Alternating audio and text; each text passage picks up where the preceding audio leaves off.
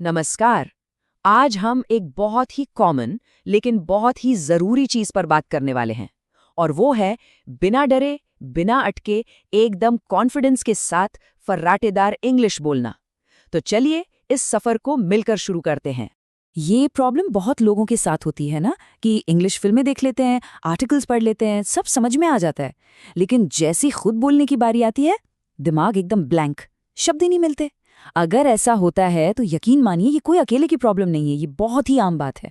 और फिर वो एक डर जो अंदर बैठ जाता है कि अरे ग्रामर गलत हो गई तो क्या होगा, अगर किसी ने मजाक उड़ा दिया तो लोग क्या सोचेंगे। और बस यही डर है जो हमें कोशिश करने से पहले ही रोक देता है। तो सबसे पहली बात तो ये समझनी है कि इंग्लिश बोलने का ये जो डर है ना, ये बहुत नॉर्मल है। पर अच्छी खबर ये है कि ये कोई ऐसी प्रॉब्लम नहीं है जिसे सॉल्व ना किया जा सके। बिल्कुल किया जा सकता है। चलिए आज कुछ ऐसे ही प्रैक्टिकल तरीकों पर बात करते हैं। तो देखा जाए तो असल में दो ही सबसे बड़ी रुकावटें हैं। पहली, बोलते बोलते सही शब्द ही याद नहीं आते, और दूसरी, ग्रामर की गलतियों का डर। आज हम इन्हीं दो दीवारों को तोड़ने की कोशिश करेंगे। तो चलिए अब आते हैं अपने अगले कदम पर, और वो है अपनी सोच बदलना। देखिए, कोई भी टूल या टेक्निक सीखने से पहले ये स्टेप सबसे ज्यादा जरूरी है।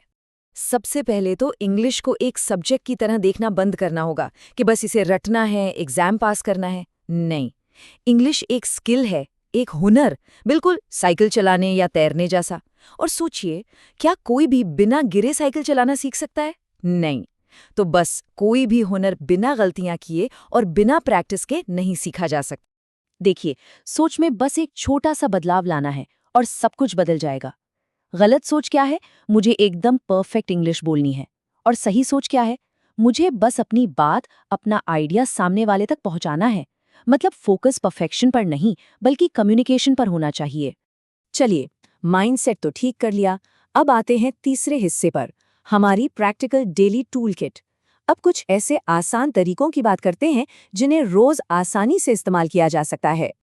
अक्सर होता यह है कि हम स्कूलों में ना किताबी इंग्लिश सीखते हैं जो असल जिंदगी में कोई यूज ही नहीं करता।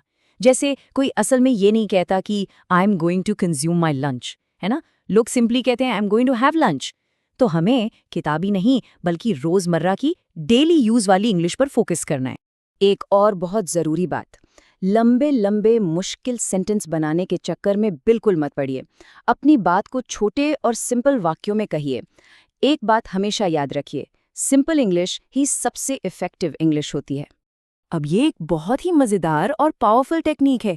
इसका नाम है शैडो प्रैक्टिस। करना क्या है? कोई भी इंग्लिश ऑडियो या वीडियो चलाइए, एक लाइन सुनिए, उसे पॉज कीजिए और फिर उसी लाइन को बिल्कुल उसी अंदाज में जोर से रिपीट कीजिए। इससे प्रोनाउंसिएशन और फ्लो दोनों कमाल के हो जाते हैं। और कॉन्फिडेंस बढ़ाने के लिए ये सबसे बेस्ट तरीका है। रोज सिर्फ 5 मिनट शीशे के सामने खड़े होकर खुद से इंग्लिश में बात कीजिए। अपना इंट्रोडक्शन दीजिए, अपने दिन के बारे में बताइए।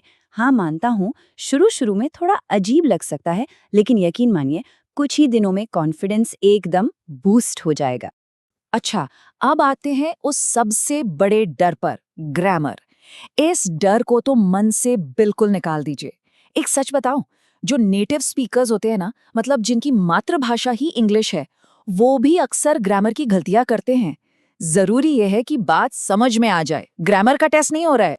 तो अब हम आते हैं चौथे कदम पर, इंग्लिश को अपनी आदत बनाना। इसे अपनी रोज की जिंदगी का एक हिस्सा बनाना बहुत जरूरी है। कोशिश कीजिए कि अपने सोचने की भाषा में छोटे छोटे बदलाव लाएं। जैसे मन में ये सोचने के बजाय कि कल मीटिंग है, ये सोचिए कि we have a meeting tomorrow. ये बदलाव एकदम से नहीं आएगा, धीरे धीरे आएगा, लेकिन इससे फर्क बहुत बड़ा पड़ेगा। एक शिकायत जो अक्सर सुनने को मिलती है कि प्रैक्टिस करने के लिए कोई पार्टनर ही नहीं है। तो क्या करें? अरे कोई बात नहीं, खुद से बात करें, अपने फोन में इंग्लिश में वॉइस नोट्स रिकॉर्ड करें, या फिर ऑनलाइन ऐसे कई प्लेटफॉर्म्स हैं जहां प्रैक्टिस करने के लिए पार्टनर मिल जाते हैं। मतलब माहौल बनाना अपने ही हाथ में है। और अब आते हैं पांचवें और आखिरी कदम पर, एक 30 दिन का एक्शन प्लान। क्योंकि देखिए, कुछ भी हो, कंसिस्टेंसी यानी लगातार अभ्यास ही फ्लुएंसी की चाबी है। और ये प्लान बहुत ही ज्यादा सिंपल है। रोज क्या करना है? बस 10 नए शब्द सीखने हैं, उनसे 5 सेंटेंस बनाने हैं और 5 मिनट बोलना है, बस। और हफ्ते में एक बार किसी भी टॉपिक पर बोलकर खुद को रिकॉर्ड कर लेना है। ये इतना आसान है कि कोई भी इसे फॉलो कर सकता है। तो आखिर में बस इस एक बात को हमेशा याद रखिए, इंग्लिश कोई डर या कोई दुश्मन नहीं है, ये एक दोस्त की तरह है। एक ऐसा दोस्त जो बस इतना चाहता है कि रोज उससे थोड़ी सी बात की जाए। गलत बोलिए, धीरे बोलिए, अटक अटक कर बोलिए, लेकिन बोलिए ज़रूर, सही समय का इंतज़ार मत कीजिए। बस आज से, अभी से पहला कदम उठाइए। यकीन मानिए, हर कोई इंग्लिश बोल सकता है।